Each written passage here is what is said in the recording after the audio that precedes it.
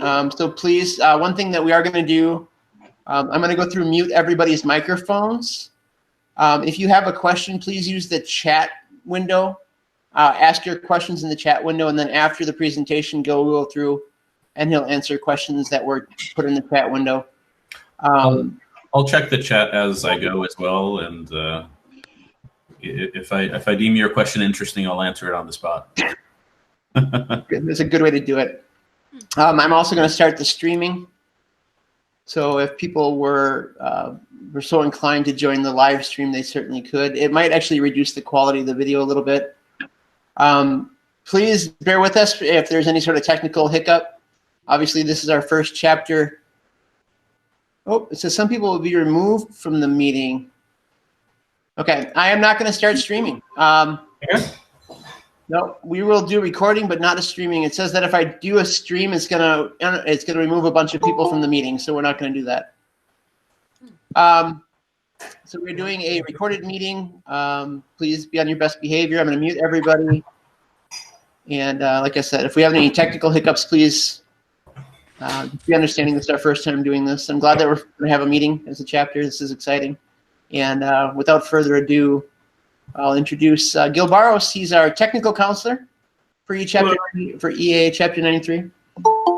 He built a beautiful RV9A where he took a wonderful trip. And he's going to tell us about his trip and the logistics and captivate us with all of his vast knowledge that he gained. So without further ado, go ahead, Gil. All right. Welcome, everybody. Thank you. Shane, go ahead and mute everybody and mute them as they come in because they come in unmuted. If you haven't found the little chat thing on the top right of your screen, there's what looks like a little talk bubble for a comic. If you click on that, you can type in here, and it'll make that little bleep noise when there's a new message. But yeah, okay. So can you guys see the presentation? Everybody can see the first slide? Yes, okay, cool.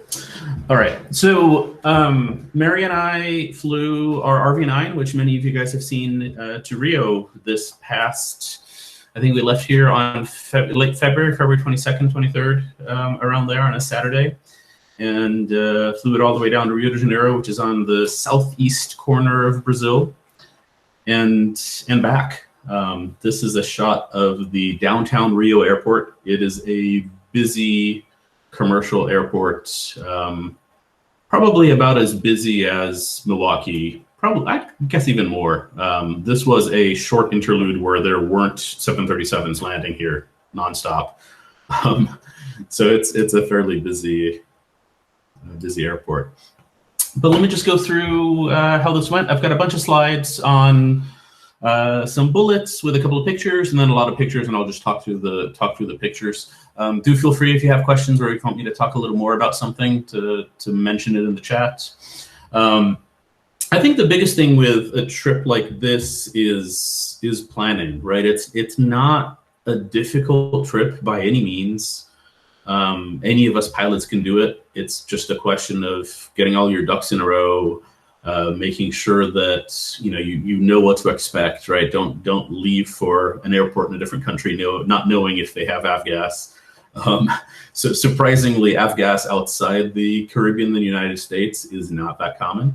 So make sure to do that. But I think local experts were a big resource for us. We reached out to AOPA, the Brazil chapter for AOPA in particular. I sent them a message, and they quickly got very excited about the trip. And they created a WhatsApp chat group with 12 people in there, and I would just send them messages like throughout the months before the trip. I would send them a message and just ask them, "Hey, I have a question about this," or "Hey, I have a question about that," and I'd have three different people answer each time, and give me different feedback. Aviation is very different in different places in the U.S. and Caribbean. It's fairly similar. I think one of the big differences that we found in the Eastern Caribbean and in Latin America and Brazil was you cannot take off without a flight plan. You need a flight plan in the system for them to let you taxi in a controlled airport. and depending on which airport you're leaving from, they need the receipt number for you having paid your landing fee in your flight plan, in the remarks section of your flight plan, or they will not accept it. It's quite interesting. There's a lot of information on flying the Caribbean. Jim Parsons, I believe is his name, from Caribbean Flying Adventures, was incredibly useful. He has a website, I think it's CaribbeanFlyingAdventures.com, and you pay $30 a year for it. And he has step-by-step for each of the airports. Okay, you land, and then you walk to the door that is shaped like this, and it's this color, and it's this far from where they're going to make you taxi to. And you knock on the door and nobody's going to answer, and then you open the door and it's sort of stuck and you have to push on. So like incredible amount of detail on exactly what you have to do. So that was incredibly useful for Caribbean. Unfortunately, he had nothing in South America. So South America we discovered as we went along.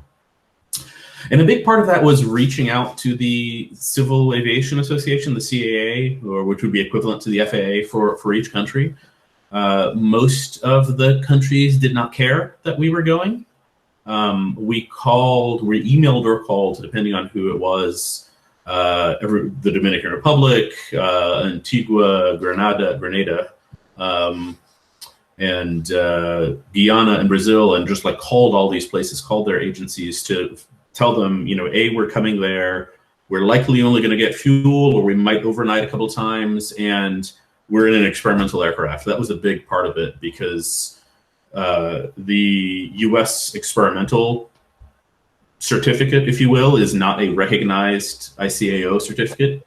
It's not like a certificated aircraft where everybody accepts that as an aircraft, right? This experimental is not the case. So each country has to be okay with you bringing your experimental into their country. And all of these countries were okay with it. Some of them, it was interesting. Some of them, as soon as we said experimental, said, you're welcome to our country. We're not going to give you an official, you know, you're not officially allowed to come here, but you're welcome to come here. We just can't give you paperwork because you're experimental. And I'm just going like, what do you mean you can't give me paperwork? And it's like, well, we have no experimental here. We know you're an airplane. You're okay. We just can't give you paperwork. So come, land, buy fuel, you know, enjoy our island, which was a little off-putting, but they were happy to do it. I had a question about Eddie on flight plans. No, they didn't have to be IFR flight plans. In fact, we mostly filed VFR flight plans throughout the trip. There were a couple of instances where we filed IFR, and they were only when they were big border crossings or when we wanted additional levels of attention from ATC. And I'll cover those as we get sort of into the trip. Pre-print all the forms that you need. You'll be surprised how many times that you'll get somewhere and they may not have enough copies, or may have no copies and want you to have brought some. When we landed in Stella Maris in the Bahamas, they did have paperwork for us, but as soon as they saw I had printed 50 copies of general declarations because I knew I was going to need them, as soon as they saw that I had that, you know, their eyes got big and they're like, oh, can you leave some for us? Because we never have enough. I was like, yeah, here you go. You sort of hand the government agency, you know, like the paperwork that they're supposed to have. Checklists for everything. We had checklists for arriving at our destination, checklists for leaving the airplane, checklists for arriving at the hotel. Things like you're leaving the airplane, look back at the airplane. Did you cover it? Did you lock it? Did you take the cameras down? Did you bring the cameras with you because they need to be charged? Things for arriving at the hotel, like plug in all of your devices immediately because you probably only have one American style outlet in the hotel room, or you only have one adapter that works for that country. So you're going to be daisy chaining and charging things one after another. So just get all that done all the way. Check on fuel. A lot of places did not have fuel. A lot of places had no information whatsoever, especially in South America. There was no airport information at all. Garmin Pilot and Jeppesen had, okay, there's an airport here, there's a runway, it's this long. And these are some of the frequencies, not all of the frequencies. And that was it. There's no phone number, there was no information on, you know, is there avgas, is there jet, you know, what could there be fees?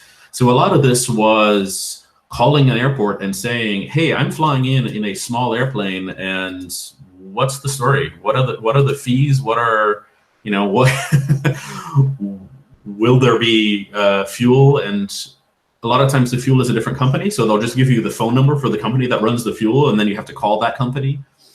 And one of the things that we were taught was be absolutely certain that they sound confident that they have fuel.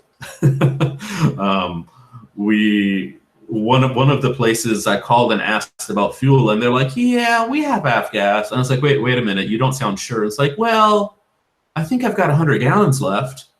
What? Okay. Can you guarantee that you're going to have 50 gallons for me when we get there, or however much you need? And they're like, "No, someone could show up with a big airplane and it could be gone an hour from now." It's like, okay, well, we're not going to stop there. We're going to skip it.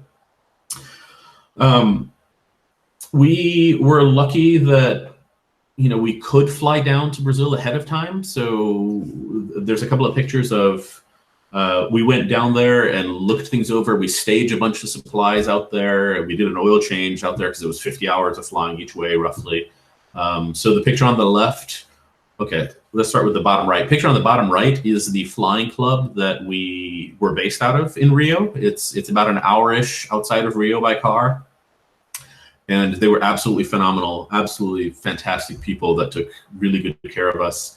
And we drive out there to meet them and see the airport and see the clubhouse and all that kind of stuff. And we're there all day, just hanging out with them and having fun. And at one point they're like, "Oh, you want to go fly?" And I was like, "Yes, of course I want to go fly." So we hopped in this Technam, and I logged my first 3 hours of Technam time flying around the islands and things like that around there, which was fantastic. We had another option for an airport, which is the one on the bottom left there, which was a much bigger airport and had landing fees and all this other stuff. It was much closer, but it wasn't worth it because of the fees. And the top right is the view out of my bedroom window at home in Rio. My family lives in Rio, for those of you that don't know. There's a question on how long that runway is at the flying club. I think it was 2,100 feet. I want to say it was 2,100 feet. Yes, that is a big ridge obstructing the approach. Land in this direction, not in this direction. The takeoff is fine this way, but the landing is, if you've seen my videos, you sort of have to jog to the right and very steeply, try not to touch the leaves as you go and land. I have regular fuel tanks, just 36 gallons. So that made things different. Permits, forms, fees, all of this stuff is easy. Again, it's a question of just getting your ducks in a row. US EAPIS is actually pretty easy. You sign up for it. You get the decal, right? So you can put it on the airplane. You sign up for the EAPIS website, and before you fly, you fill it out. You hit submit, and then if you're flying into the US, you call your arrival CBP office, Customs and Border Patrol office, and just tell them we're arriving at this time, and that's that. It's easy. Whoops, wrong button there.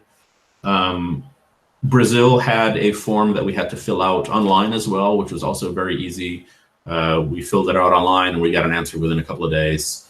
I think the thing that took the longest here was we needed insurance for South America, and most insurance companies would not insure us.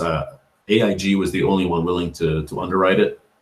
None of the others were. So we had to change our insurance to AIG so that they could add a rider to do Latin America or South America. Guyana also had a form that we had to fill out. That one took weeks. I think that was 3 weeks before they came back with the approval, which was pretty funny because then we landed in Guyana, in Georgetown, Guyana, and we're doing all of our paperwork at the airport. Incredible bureaucracy, doing all of our paperwork in Guyana, and we get there, and he hands me a blank form, and he's like, "Fill this out." And I was like, "What do you mean?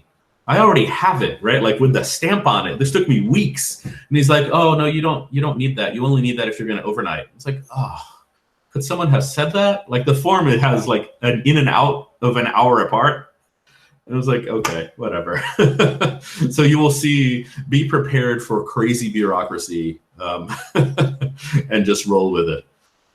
Eastern Caribbean has an equivalent to EAPIS. It's CARICOM EAPIS. It's a similar thing. It's just a website. You just fill out the website, when you're going to arrive, when you're going to leave, who's going to be on the airplane.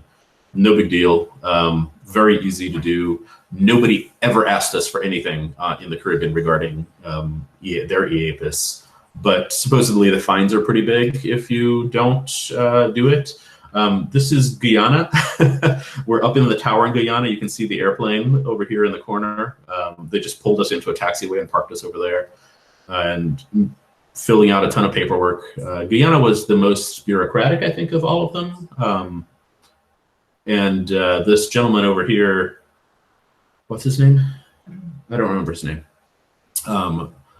He was the lineman that showed up and starts helping us, and then suddenly he starts like taking us to the different offices to do things. And I had heard about him. The local experts, the Brazilian guys that I had talked to, said there is a guy who's going to be your lineman, and then he's going to walk you around and, you know, like help you with all of the paperwork and all that kind of stuff.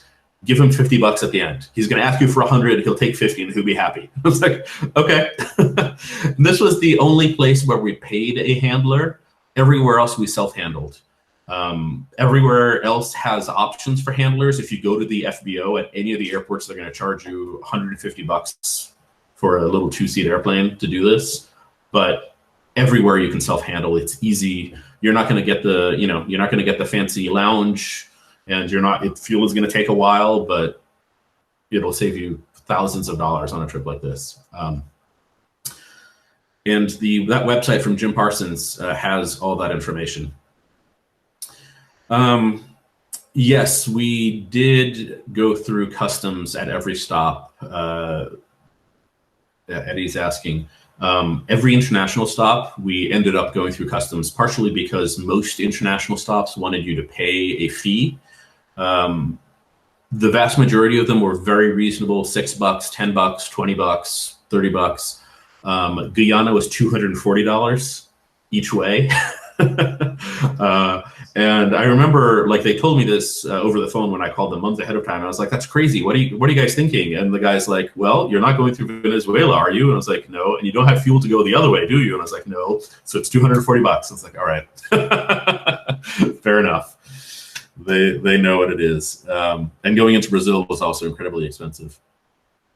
Equipment, I've got some videos on equipment that go into a lot more detail. I just thought I'd highlight a couple of things. We had spares, just obvious stuff, right? Think about where you're going to be flying.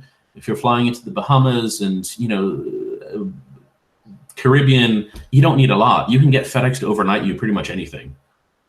We weren't going to be flying into, you know, dirt strips with small towns or anything like that. We planned only paved runways. So there was a town there, and there's mail, and there's all that kind of stuff. So what we planned for supplies were things like a couple of spark plugs. I could inflate my tires. I could fix my tires if there was a leak. I could do basic, you know, tightening nuts and bolts, basic troubleshooting of electrical stuff. You know, add, remove oil, that kind of stuff. What else do we have here? An extra fuel cap, which I think is sort of unnecessary because I had the speed tape. So if we had somehow lost the fuel cap, I could have always just taped over the gap. So obvious stuff. Carry a beacon. We bought portable beacons, PLBs, for each of us, and we had them on us the entire time. So while we were wearing life jackets, we wore the beacon on us. We also had a Garmin satellite tracker in the plane that was, you know, wired and turn itself on and start tracking immediately when the plane got going. And yeah, invaluable. Also, the other cool thing about this is it will let you do text messaging over the satellites. So we text message people in the air asking for things like, what does weather look like at this airport? You know, like, can you give us a METAR? Can you give us a TAF? Has anything changed? And this isn't that important in the Bahamas and the Caribbean, but in Brazil, the airports are 200 miles apart, and there's no METAR anywhere. There's no TAF anywhere. So you find out what the weather is going to be like by calling the fuel guy at the airport and having him text you pictures of the sky. And we also called, like, there's a centralized forecasting agency in Brazil. So we called the forecasters, and they were usually right. They were always detailed. They were usually right, but usually they would say fly in the morning is basically what it came down to. You'll see some pictures later of why. Life jackets, wear your life jackets. Life jackets in the back of the airplane will not help you if you're ditching. Wear them. We also had a marine radio in case we were in the water. We could actually talk to boats coming by. We had a raft. The raft we had was too big. The more I think about this, it was too big, it was too heavy. It was 35 pounds. It's a big offshore like raft with a canopy and dual bladders and all that kind of stuff. The reason we ended up with this one was I found it dirt cheap on eBay and on Craigslist. And so I bought it for almost nothing, and I sent it to get overhauled. And then we have this, you know, awesome raft. I don't know that I would take this same raft with us again if we did the Caribbean, because it's just too big and heavy. We were flying at max gross pretty much the entire time, or rather, not at max gross. We were within 50 pounds of max gross. We were at the limit of rear CG limit pretty much the entire time, which when you slow down for approaches means you're way up here. Let's see, what else have we got? So let's start looking at the trip itself. So Madison to Florida, this is easy, right? Like we've all done this, or we all should have done this. If you haven't done this, come with us next time we do it. We'll go to Sun and Fun next year. Madison to Florida is easy. In an RV, you can do it in a day if you really want to, but you want to do it in 2 days because otherwise you'll be exhausted. Everybody wants to help you. There's all, you know, all the information that we have now that we take for granted, like, you know, ADSB weather and fuel costs, that disappears as soon as you leave the coast. This the top left picture is us leaving Florida for the Bahamas. Top right is Cape Canaveral, the Kennedy Space Center. While we were flying down the Florida coast, I'm looking at the chart ahead of us, and it was like, oh, NASA is right there. We can go see the space shuttle. And it's an airport with a tower and yet restricted areas all over the place. But I call, you know, I'm talking to one of the approach people and I say, hey, can I talk to, do you mind if I change frequencies and talk to, I think it's Titusville Tower? And they're like, yeah, sure. So I called them up and I was like, hey, we're flying down the coast. Can we do a low approach at your runway? And the guy's like, yeah, sure. Why not? This restricted area is active. This one is hot. This one is not hot. This one is not hot. Just stay away from the hot ones. It's like, okay. And we're coming in for a low approach. And then the guy says, oh, right before the end of the runway, you're going to see a big Antonov airplane with the nose open, removing space shuttle parts from inside it. Please jog to the right. Don't fly right over the Antonov. So that's the picture. The top left picture is the Antonov on the runway with the, I don't think you can quite see the nose open. And they're just like removing spaceship parts out of it. So that was very cool, a lot of fun. And then the Bahamas. Bahamas and Caribbean are easy, and I'm going to do this again next year, hopefully, if the world still is working next year. And you guys are all invited to join us, and we'll plan this all out. But Bahamas honestly is easy. I know it's on a lot of people's bucket lists. Let's do this, right? Let's all go to the Bahamas and enjoy this. It's just like you're talking to Miami approach for half of it, right? Like you're leaving Florida and all the way to Stella Maris, you're talking to Miami approach. So it's US, everybody's speaking English, it's US style. Yes, even your Skyhawk, bring your Skyhawk. We'll let you go a couple of days ahead of time. Yeah, we'll stage it out so that we all arrive in Florida at the same time, or some of us will arrive before and just have more beers, and then we'll all leave at the same time to the Bahamas. It was absolutely gorgeous. This is the cloud cover we had in the Bahamas the entire time. Sort of these wispy things right at 4,000 feet. They're maybe 500 feet tall, and you know it's few to scattered the entire time. We had a tiny little bit of overcast, but it was not bad. Bottom left is Stella Maris, was our fuel stop in the Bahamas. And I promised myself that I will go back to Stella Maris and explore the sort of the beautiful island. It's a paved runway, and as soon as you sort of taxi off, it gets a little less paved as you go. And there's fuel right there, and Bahamas immigration is easy. It's right there. It's like it's one person in a shack. It's fantastic. But all of the views are this, right? This sort of baby blues to pastels to just beautiful and very, very worth doing. So you guys will come with us. You'll see on the top left, leaving sort of Fort Lauderdale, the magenta lines here are the ADIZ, which is the Air Defense Identification Zone. It's basically the area of U.S. airspace where you have to be on a transponder code to exit and enter the U.S. I believe this is Bimini right here, which is the closest airport. But honestly, once you're here, you're within 40 miles of an airport of an island at all times, basically, because there's so many of them. We didn't really worry too much about being too far from them. Along the, oh, sorry, there we go. Let me mute that. This is Stella Maris. This is their FBO, if you will. The right hut is they do fuel and any snacks or whatever over there in the bathroom, and then the left side hut is the immigration and their border protection people, which were incredibly nice. You know, just easy. They asked us for extra forms. And then random pictures along the way. So on the right, this is where we parked in Punta Cana. We went from Bahamas to Punta Cana along our way. We wanted to sort of accelerate the outbound because we didn't really know exactly what kinds of issues we were going to bump into. Excuse me, how long it would really take. We were planning on it taking about 8 days to get to Rio. So we wanted to just like get to Rio, and then we would take our time coming back.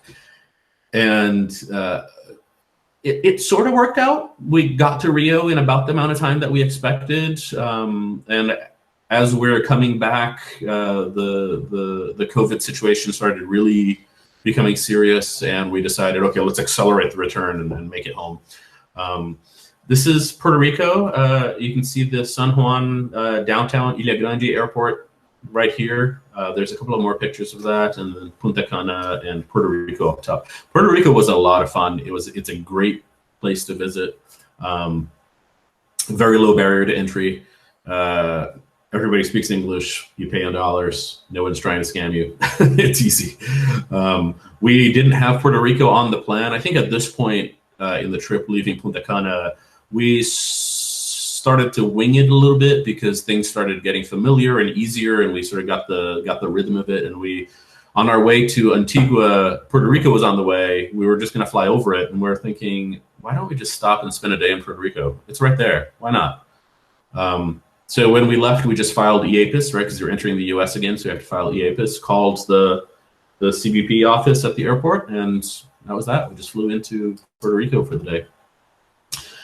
The entire time, it's just these beautiful, just island chain after island chain, and you can do the entire trip through the Bahamas, being, you know, within 10 minutes of an island, you know, at all times. I think the only spot where you're a little further away is when you're flying from Florida to the Caribbean. Then Bimini is the closest one, and I think that's 40 miles. We'd have to check. We did that at 8,000 feet because you know, we're skittish at this point. It was our first overwater, so we're sort of skittish and did it at 8,000 feet. But you don't have to. You can do it down low and see the pretty views. I think this is Saint Lucia or Martinique in the middle, one of the French islands.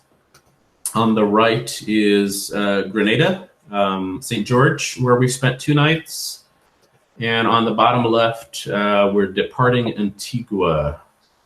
And I can tell because of the funny, it's sort of got this weird shaped intersecting runways. Grenada was as well one of the easiest ones. Grenada was our northernmost stop. before leaving, and you can see up here, before leaving for South America, Grenada was our northernmost stop. And we wanted to, the plan to get into Brazil was, the big problem is Venezuela is right there. There's a NOTAM, U.S. aircraft not allowed in Venezuelan airspace. And talking to some of the Brazilian guys, they said it's the same thing for Brazil. And you will get a military escort if you enter their airspace. It's not a you maybe, it's a you will, and they will, force you to land at an airport and, say goodbye to your airplane kind of thing. So leaving St. George, Grenada, we flew over Trinidad and Tobago. Unfortunately, Trinidad and Tobago, we wanted to stay there, but everybody told us no, and we looked into it, and they wanted a horrendous amount of money to handle us. And it was one of the most seemingly complicated ones. So we decided, well, I mean, if you're going to make GA life difficult, you're not going to get GA people. So we stayed in Grenada instead. So we flew to the Maitac fix, and then Corto fix, Lockett, and then into Sierra Yankee Echo Charlie, which is the Georgetown downtown airport. We had filed IFR for this because this spot right here is where we were the furthest from land. This was about 50 miles. And more importantly, this was 50 miles into ocean, not into Caribbean warm waters.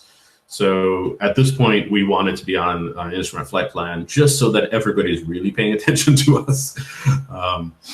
But no issues. The picture top center is when we finally see land again in South America, first time we see South American land. And then we were on an instrument flight plan, so they give us an instrument approach, even though it was VFR into Georgetown. And here's the Georgetown airport from above. Departing Georgetown, we also filed IFR going into Brazil because it's sort of a finicky border crossing from Guyana to Brazil, because Guyana Center and Amazonica Center don't have radios that are strong enough for you to talk to them in the other country. So you're maybe like 20 minutes from the Brazilian border, and Guyana Center says, contact Amazonica approach on blah, blah, blah, blah, blah, and you try, and nobody's there.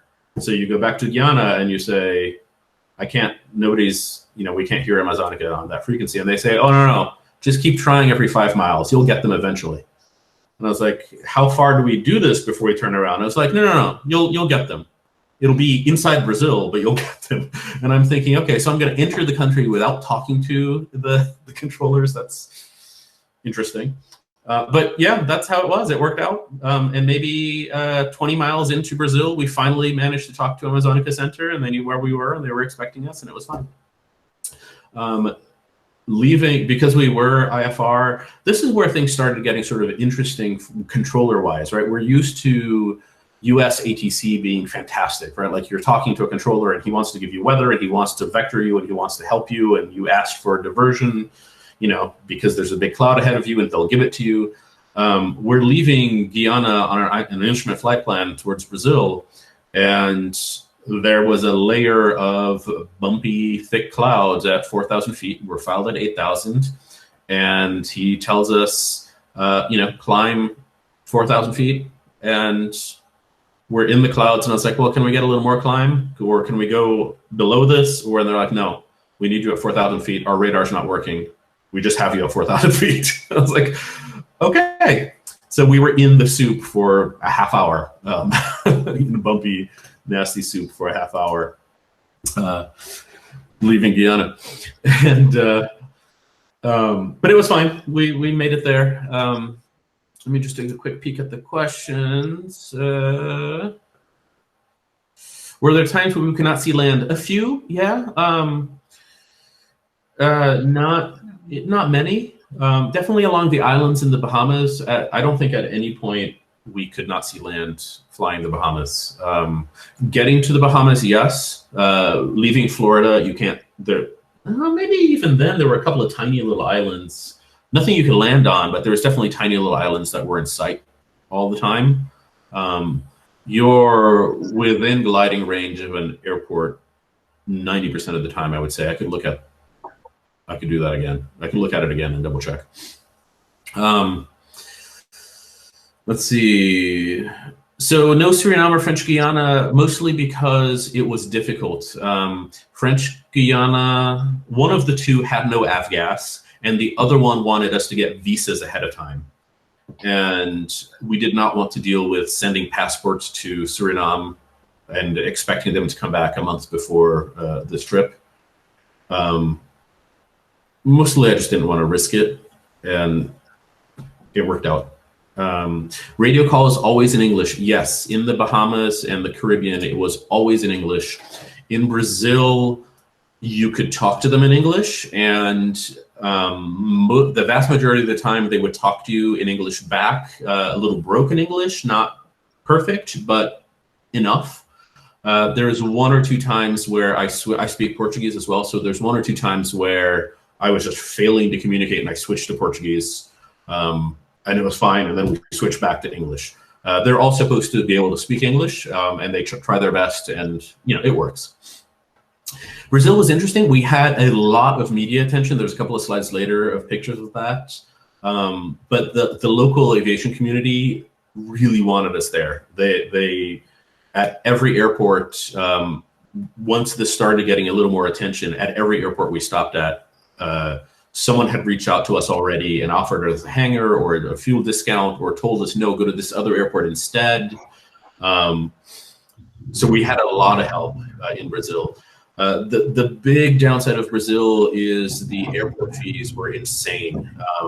If you're flying into an airport that has a tower, expect to spend at least $100 for that landing, probably more.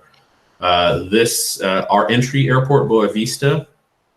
Where is Boa Vista? This is Boa Vista on the right. You can see the airport on the sort of the top right of the picture. Has commercial traffic, has a tower. I think I maybe saw an airplane there once. We were there for 2 days. 2 days each way we were there. And I think I saw an airplane there once, like a 737 or something. And they still charged us, I think it was close to $200 for that landing and the parking for 2 days. And it really sort of disincentivizes general aviation, right? I mean, it means people can't afford to do it. On the left was after we left Boa Vista, we went to Manaus. Manaus is the main port city in the Amazon, very in the Amazon upriver. And this was what we considered the quote unquote most dangerous part of the trip, because the airports if the wind was right, we had enough fuel to make it back to Boa Vista if we got to Manaus and we couldn't land there for whatever reason, if the wind was right. Otherwise, we just have to keep trying at Manaus, because there were not a lot of airports. And as you can see, this is like Amazon rainforest for as far as the eye can see. And these trees are all 100 feet tall. These, 100 feet tall and like 3 feet in diameter, right? So you follow roads and you follow rivers, because if you have to put down there, you're not going to be putting down in that tree canopy. You're going to be putting down in the river or on a road, hopefully a road. But it was beautiful. I just absolutely, like we started seeing like the water and the sort of the islands on the river and the greens. This is Manaus on the right side. This is the Aero Club in Manaus. A lot of the airports in Brazil that we landed at were what they called aerodromes or aero clubs, which are airports not city-owned. They're privately owned airports that have a flying club or a small little FBO, and they either don't charge you anything and they try and make a little bit of money on flying, on their flight lessons and on fuel, similar to the US, or they charge you they didn't call it a landing fee because they're not allowed to charge a landing fee by the government, but they call it a convenience fee or a service fee. And I think we were only charged one once, and it was 200 reais, which is about $40 right now, and it was worth it.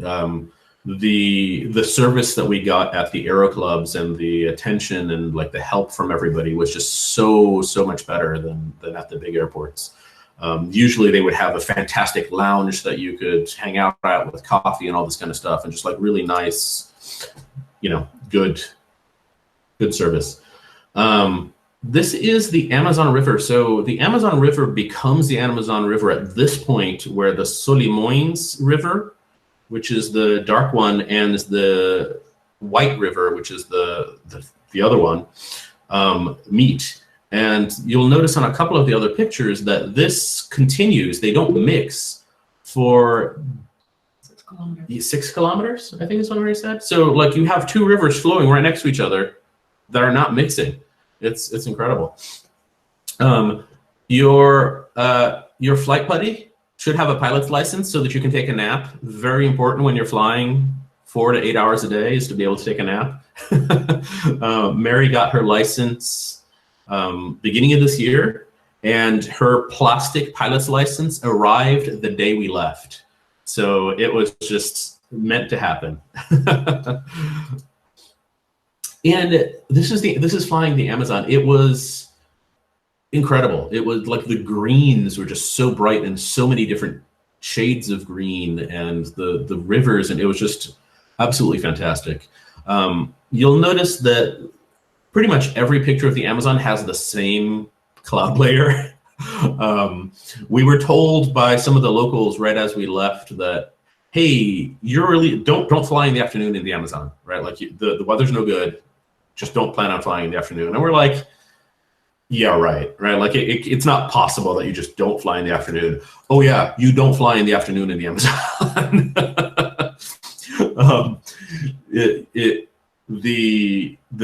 The heat, the sun comes out and the humidity spikes, and you get these huge cumulonimbus everywhere, and you're just don't fly in the afternoon. So we found that after the first couple of days when we discovered that this was the case and we had to cut a bunch of days short, we just started departing at 6 o'clock in the morning, and then we would, be at our destination at 2 p.m. and it was good. It was fine. It made for some really early days, but it meant we had most of the afternoon to just, go to the hotel and discover the town that we were in, and we got to stay at just some fantastic dirt cheap hotels in the Amazon where you're in the jungle, and it's a really nice hotel and it's cheap. Well, okay, the exchange rate really helped there, let me tell you. It was cheap, and it's like there's these tropical birds everywhere and tropical animals and tropical cocktails, and it was just beautiful, absolutely fantastic. Landing fees with cash, yes and no. Most of the landing fees we paid with credit. Every so often we had to pay cash. It was more common for us to have to pay cash for fuel than for landing fees. I want to say 50-50 on fuel being paid in cash.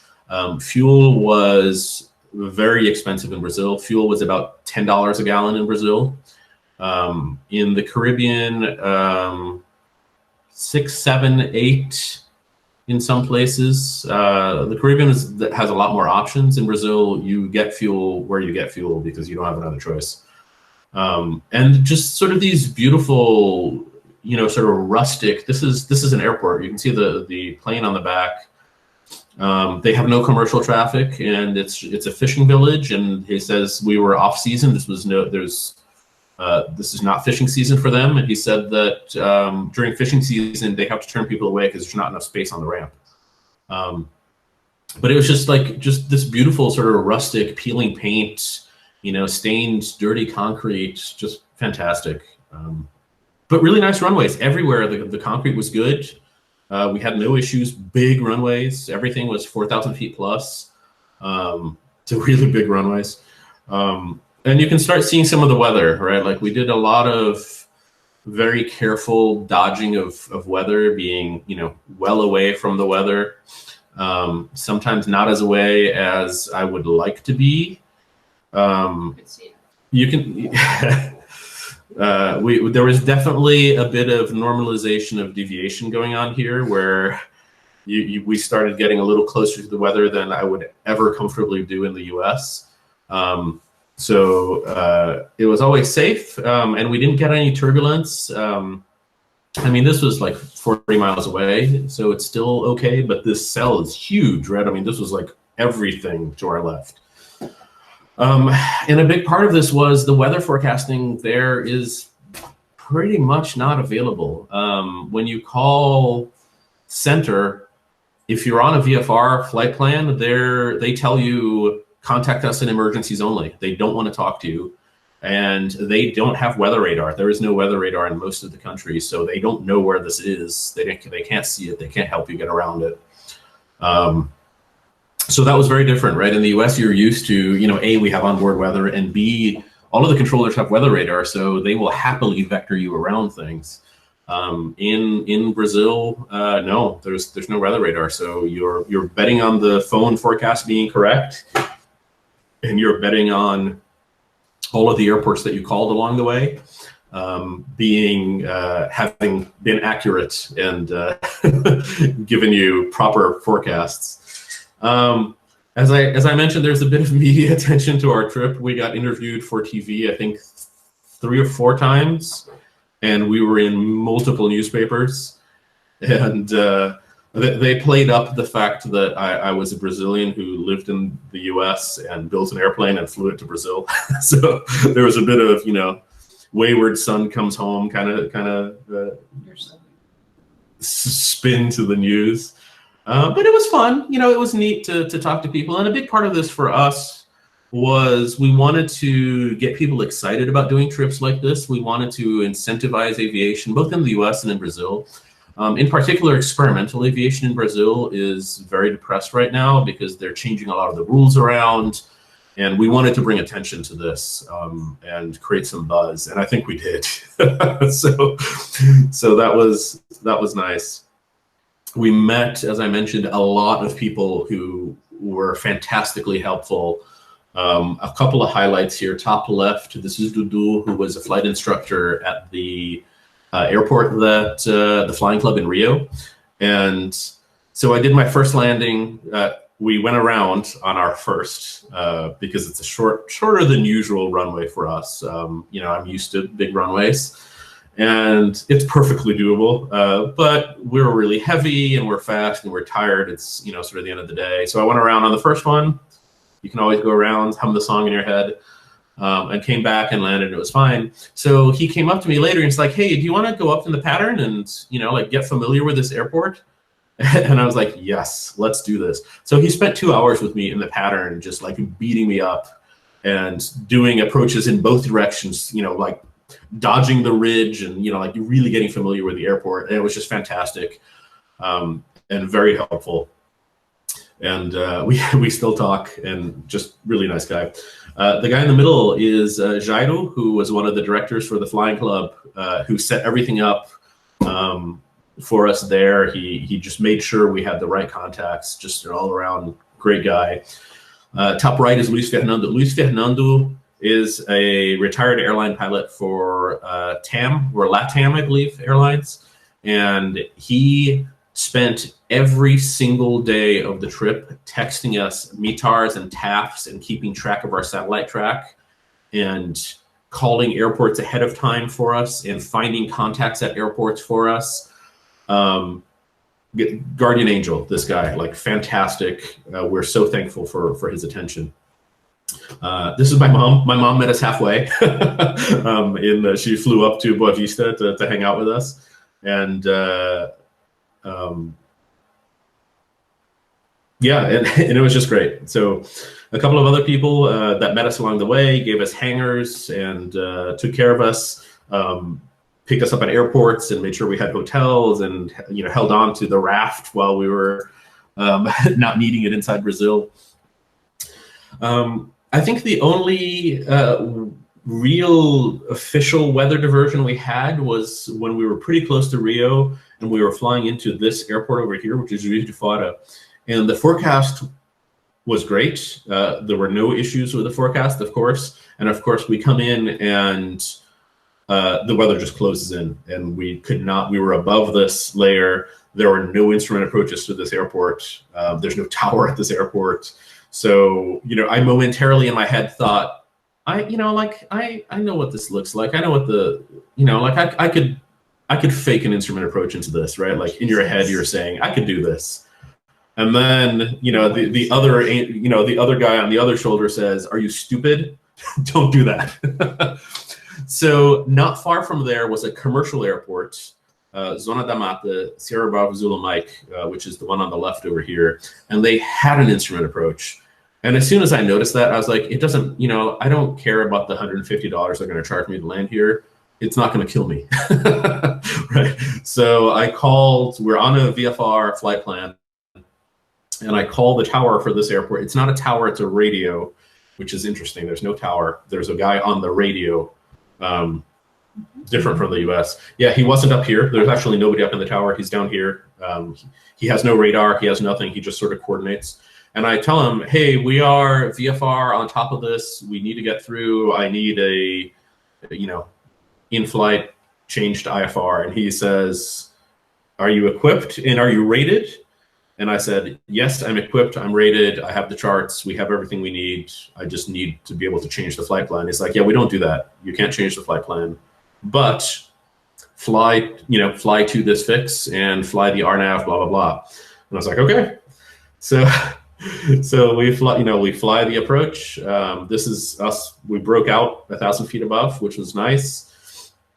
And we landed and, sort of taxi sort of to the left over here, left of this airliner. And someone comes up to us and he says, hey, the guy on the radio wants to come talk to you. And I'm thinking, I'm going to get yelled at, right? Because I did not have an instrument flight plan. They don't do changes. They don't do Zulu flight plans, right? Which is the official ICAO. You change from a VFR to an IFR. It's instead of a V or an F or an I, it's a Z, zebra. So we hadn't followed Zulu. And I'm thinking I'm going to get yelled at, right? Like, I'm curious what kind of trouble I'm going to get in. And I walk in and the guy's like, hey, I'm glad you made it down, right? Like and was just like really nice. And it's like, okay, not getting yelled at. That's good. So we paid our fee and we waited for weather, and an hour goes by and it clears up and we could make it to this airport. There's the trick here was there was no avgas, there was only jet fuel here, so we had to go to this other airport to get fuel to continue. So we ended up landing here, sort of on a hilltop with sort of a mountain, a ridge on the side, and it was nice. It was neat. You felt like you could touch the houses above you as you are on approach there. But yeah, it was nice. There's a question on, are RNAV approaches common at the more remote airports? No instrument approaches were common. There were a couple of RNAVs for airports like this that had commercial service. They had RNAVs. And there was one or two ILSs out there, not very many ILSs at all. There were a lot of VOR approaches at these airports, and RNAVs for the bigger ones. Nothing like this had any kind of approach, just these guys. And so an interesting thing there is experimental aircraft in Brazil are not allowed to fly at night or fly instruments, fly IFR. So we were allowed to fly IFR because we were an in-registered aircraft. We were, by US regs, we are allowed to fly IFR. So Brazil allows us to fly IFRs. Yes, there were a lot of NDBs everywhere. I don't have an NDB receiver, but I have the fix in in the GPS. So we used NDBs as fixes fairly often.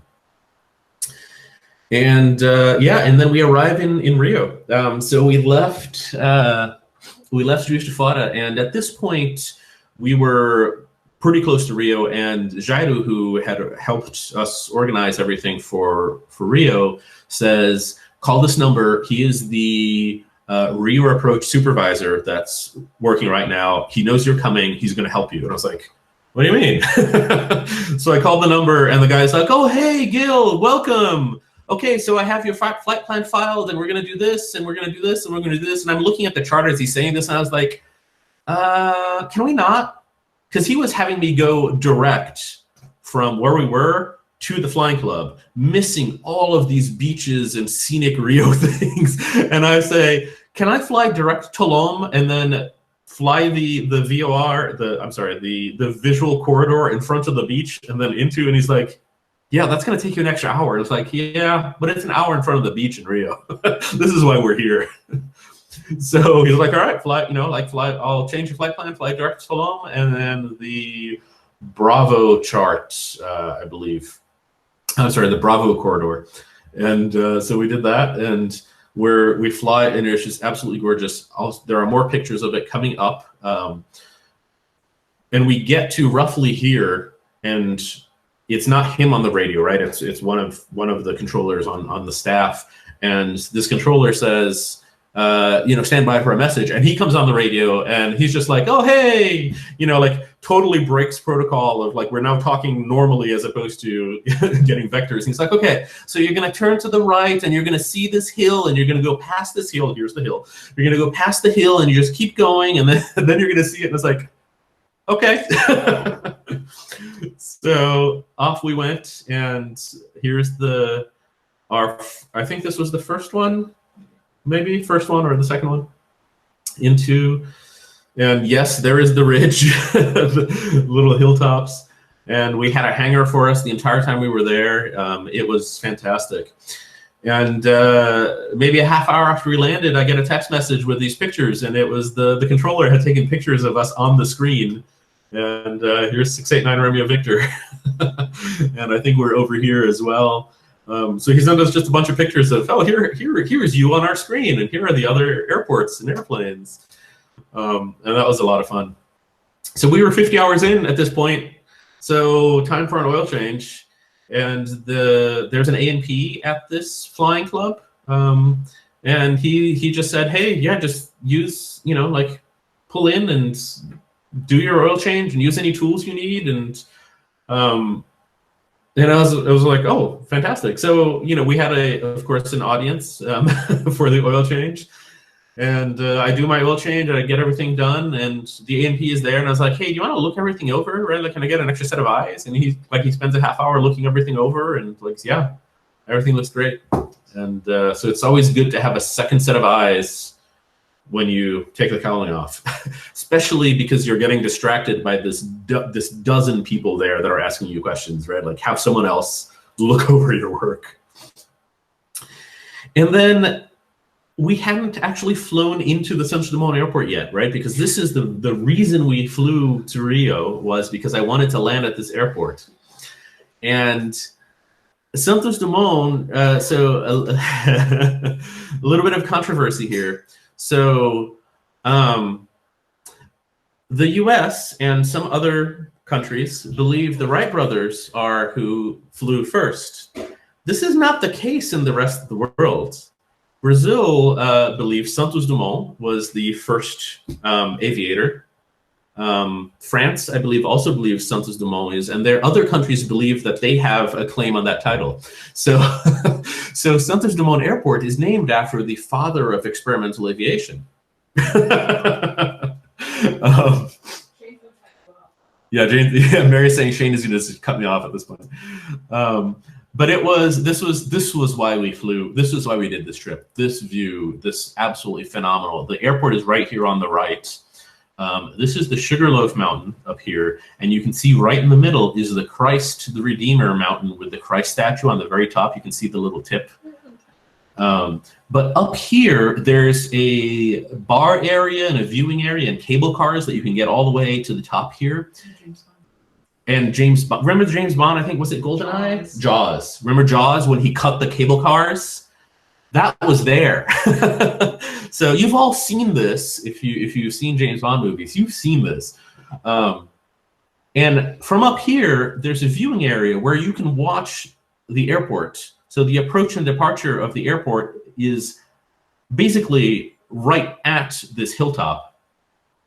And if you look at the charts for this airport, there's a notation of take a sharp left turn when able, because otherwise you hit the hilltop. But this was the entire reason for this trip, was just like to land here and get this experience that I grew up, watching airports take off and land here from up there. I grew up watching airplanes take off and land here. So this is what we wanted to do. It was about $250 to land there, but it was worth every penny. And it was one airliner after another, and they just slotted us in. And at one point, they're like, "Oh, can you do a 360 over this point?" And I was like, "We're over this beautiful beach." And I was like, "Yeah, I'll do 360s here all day long, just like looking at this view." And we landed, and they pull us into this like little taxiway because they had nowhere for us to park. And they send a bus to pick us up, and this is the smallest vehicle they had to send us because they're used to big airplanes, right? Like it's, so it was Mary and I in the bus. The little castle is way back in the days. I think in the 50s, 40s. This was where people were quarantined and did customs and immigration in Rio when coming into the Rio port. So you see it's sort of far from the, so yeah, this was their customs, immigration, and quarantine area. There are more questions. Let me have a look. Why the cobblestone ramp? Oh, Let me go back. back at the flying club. Oh, cobblestone ramp. Why not? Sure. It was, I don't know. It was nice. It was maybe cheaper than concrete. It was very, very smooth. You could barely tell that it was cobblestones. And this is us taking off from that Rio downtown airport and just staying away from the hilltop. But I needed the picture of us like just flying past this. It was phenomenal. So this is the whole reason for the trip, and really that's as much as I'm going to tell you. The return is more of the same. The return, we flew up the coast. So on the way down, we flew through the middle of the country, and the return we flew up the coast, and then followed the Amazon River, and then up the Caribbean. And it was sort of rushed for the return, because the COVID-19 thing is going on, and we're sort of rushing, and we have videos of all of it. Okay, except for one day where the cameras croaked on us. We have videos for everything but one day. And I have it broken up by days where I've got commentary on how the days went and how all that went. And I also have, and that's all in HD in 1080p. But I also have the whole thing in 4K, nonstop, without any commentary and no speed ups. It's about 4 hours. Let's see. Landing fee at Santos Dumont was about $250. It was well worth it. I'm not going to do it more than once. Coming back through Central America, yes, it's doable. My understanding is that Mexico is expensive for landing fees for things like this, and a lot more complicated, from what I understand.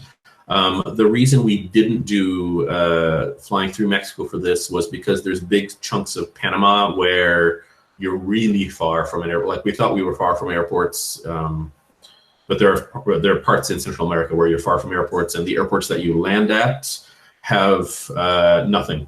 There's no fuel. You have to get fuel ahead of time, and if you get stuck there, it's would not be easy to get parts and things like that. And you have to go a long way around to go around Venezuela if you go that way as well. I think you have to go down Chile, and it just wasn't worth it. How many miles? It was about 12,000 miles total, 92 hours of flight time, and 600 gallons of fuel. It was not cheap. We averaged about $8 a gallon for fuel. And we paid a few $1,000s in landing fees total. It was not cheap. Continental Motors helped a lot. They paid for a lot of the fuel. And Garmin paid for all of the Garmin databases, all of the satellite tracking, and all of the messaging on their satellite tracker as well. So thank you to both of those very much. We did buy charts from Jeppesen for Brazil. Garmin did not have instrument procedures for Brazilian airports. Only Jeppesen did, and Jeppesen charged us I believe it was $300 for charts on my iPad. They wanted to charge us like $1,500 for me to put those charts in my G3X system. So I told them no, thank you, and had them on the iPad. We had all of the fixes, so we were legal to fly the instrument procedures. It would be exactly like flying it with paper charts, right? Because we had the fixes in the GPS. We just didn't have the charts in the GPS. And yes, the cat survived licking the pizza. Yeah, I don't think oil has gone down. Fuel prices there have gone down very much, mostly because avgas was not that common, and it was very sort of edge cases. There are not a lot of general aviation in Brazil for sure. So my guess is that avgas is not going down down there. It was on the way back. It was surprised, like we had gotten used to the way, you know, dealing with filing flight plans every single day. You had to file a flight plan 45 minutes before departing, which was a huge pain in the butt because we would not file flight plans ahead of time. So because we weren't sure what the weather was going to do. So we'd file a flight plan one at a time. So we would fly to the first airport, and it's 95 degrees out and we're drenched in sweat, and the fuel guy comes out, and then you have to go pay the landing fees, or if there's a landing fee, before you can file a flight plan. So you're already 30 minutes into this, you pay your fees. They're not necessarily, a lot of times they're not used to charging you the fees, because if you're a Brazilian aircraft, you get billed in the mail. So the guy who does the fees is usually there once a month. So usually you get there and there's someone at the airport, and they have to call the guy who does the paperwork to ask him, how do you do this for an international aircraft? And that always took 15 minutes at least, sometimes a half hour. And you need that before you can file your flight plan, because you need that receipt number. So then you'd file your flight plan, and you had to do it over the phone, because there was no, we didn't have access to their online system, because you need a Brazilian pilot's license to be able to log into their app. So I had to do it over the phone, and that always took 15 minutes, because they're not used to, like, nobody does that anymore. Everybody uses the app, and they have their own way of processing the flight plan, right? Like, we're used to doing the boxes in a certain order, and they're used to doing it in a different order. So it took us a few days to figure out the order that they were doing it in, and then you have to wait 45 minutes before you can take off. So every stop was an hour plus. We discovered near the end that the tower was usually okay with you leaving 20 minutes early. So we managed to save 20 minutes, but then it was refreshing arriving in the US. We landed in Fort Lauderdale, and we did immigration and customs and all that kind of stuff. And we're getting fuel, and we're thinking, we could just go. I don't have to file a flight plan. We can go. We can go anywhere. We're free. They're not going to charge us anything. And it was interesting how, like, we're so used to this sort of arduous process, and suddenly it's like, oh, this is easy. So we just kept going. We went to Jacksonville because we had 2 more hours worth of flying in us. We did not test the avgas. We did not have issues with fuel. So pretty much every avgas fuel truck that came to us was newer than every single fuel truck I have ever seen in the US. These were like sparkling new fuel trucks with digital gauges, and it was just, I'd never seen this before. We took pictures of fuel, like I have pictures of fuel trucks because they were so cool and new looking. And the biggest issue was the gate. It didn't say avgas on the. Yeah. They had some regulations about like how you had to be labeled on your plane, like it has to say avgas. In the US, it doesn't have to say avgas. It has to say 100 octane or whatever octane, right? Like the minimum octane is a requirement, but not avgas.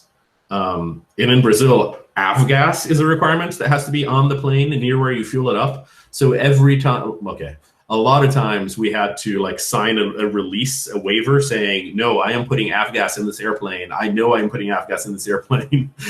Don't worry about it. And it was fine.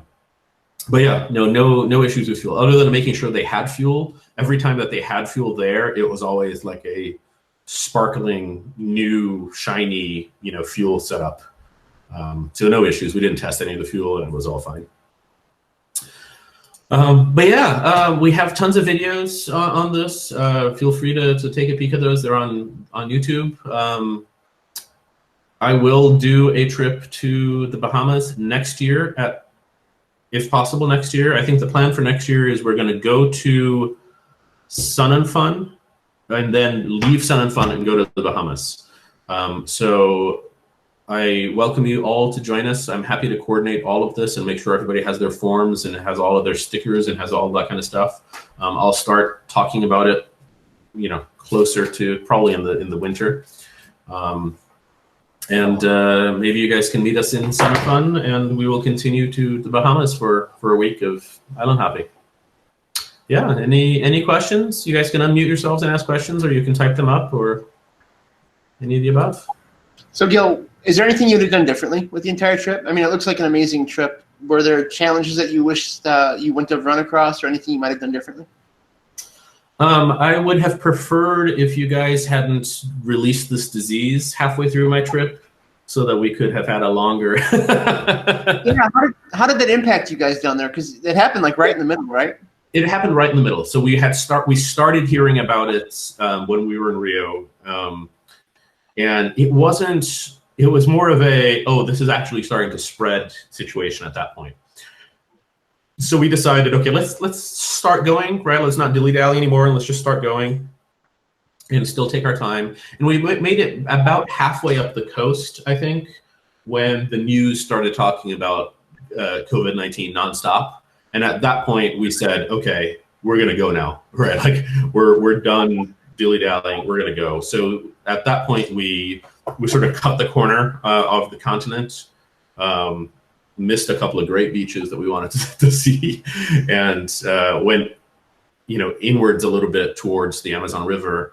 And it was in the news everywhere, but in Brazil, nobody seemed to care, right? I don't think it wasn't a thing yet.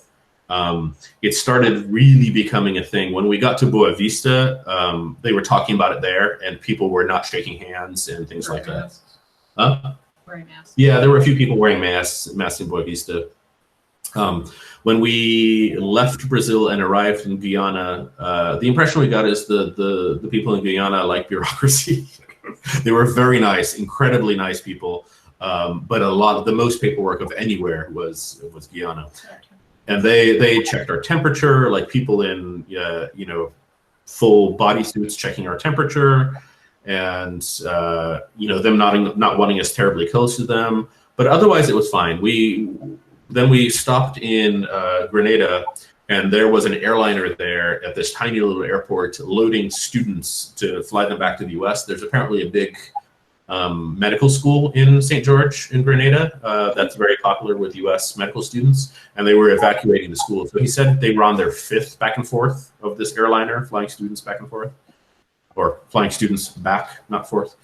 So that was a little like, okay, we're going to limit contact with people here. We went to the hotel kind of thing, didn't leave the hotel, got food, kept going. I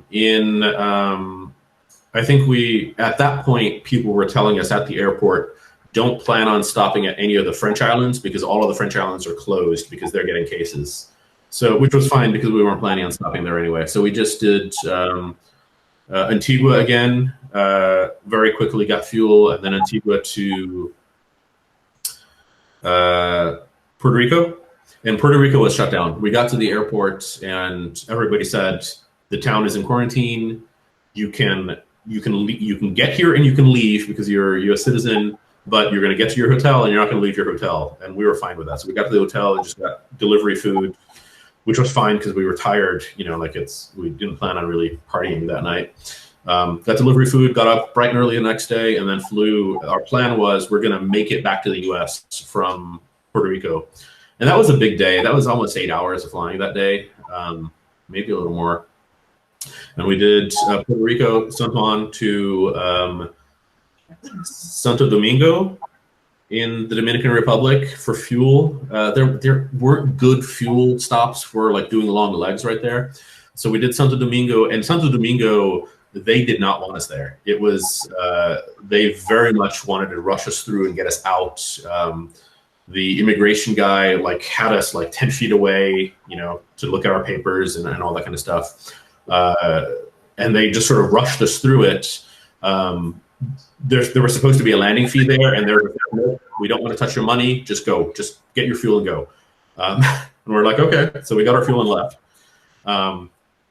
Then we did Stella Maris, and Stella Maris was fine. Nobody cared. Stella Maris had a lot of fancy airplane traffic when we arrived, because apparently there's a lot of Americans that evacuated the US to the Bahamas. So there was a couple of TBMs, a bunch of twins, you know, like in this tiny little airport. And we asked them, what's the story here? And it's like, oh, these are Americans that have beach houses on the island, that they left the US and they're quarantining themselves in their beach house. I was like, must be nice.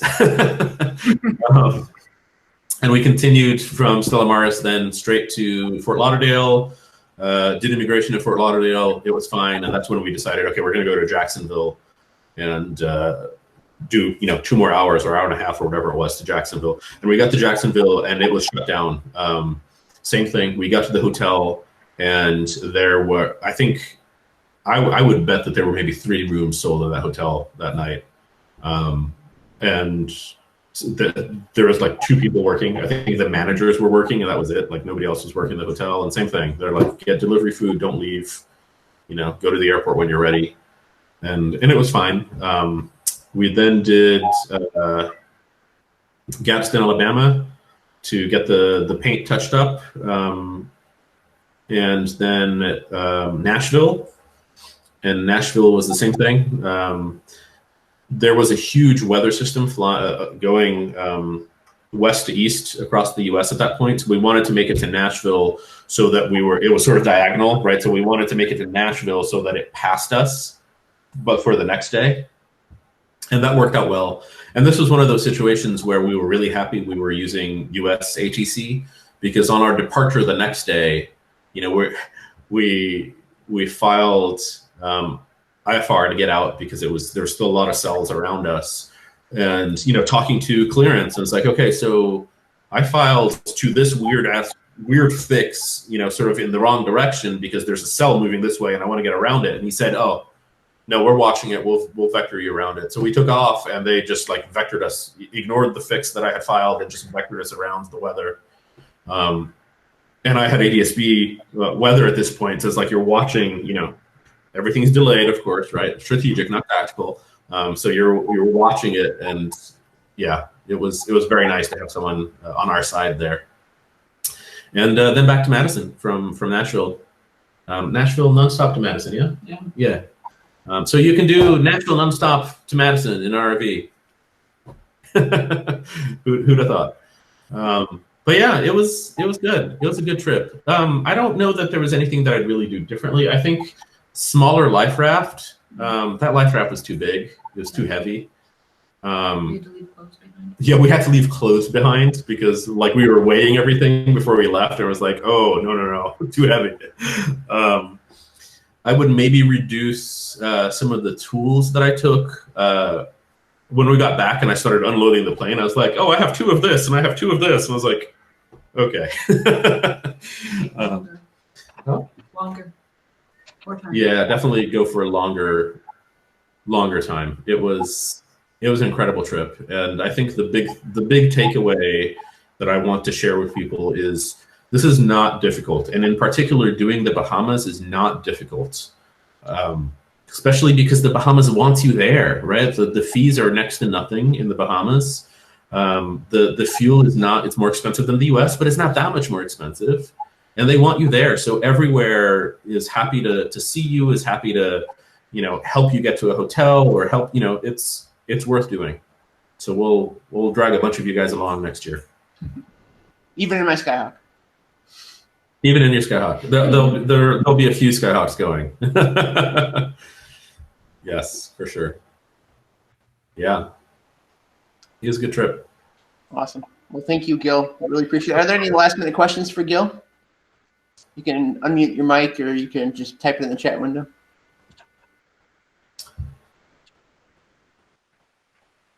No? Okay, well, we can talk about Gil's new project that he's working on.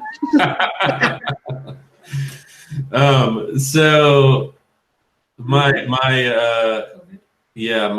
Corona kid, right? Like people keep joking about how there's going to be so many kids coming out of this quarantine.